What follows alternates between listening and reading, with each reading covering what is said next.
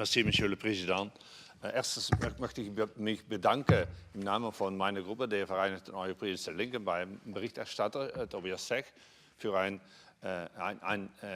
engagiertes und, glaube ich, sehr präzis formulierter Bericht. So it's great to end this week with a report and a resolution on a very important issue. We are talking, as the rapporteur says, Mr. President, about 11 million people, 11 million citizens of Europe.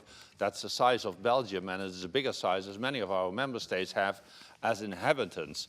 Nevertheless, whereas states in Europe are seen as those who take care for the protection of human, social and cultural rights in general for their citizens, the report informs us about the lack of protection of human rights, social rights and cultural rights for these 11 million citizens of our European continent. And that is something that at the end of the week is very well that we address this, and the rapporteur does that, I think, in a very appropriate way.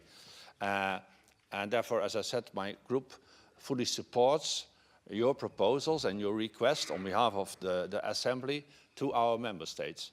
One last question, because it's correct that the rapporteur addresses our states, but what would be your address to the communities of Roma and travelers themselves? Because as I try to be a socialist, I think that we can do a lot, but emancipation is at the very last end an act of the person and of the community themselves.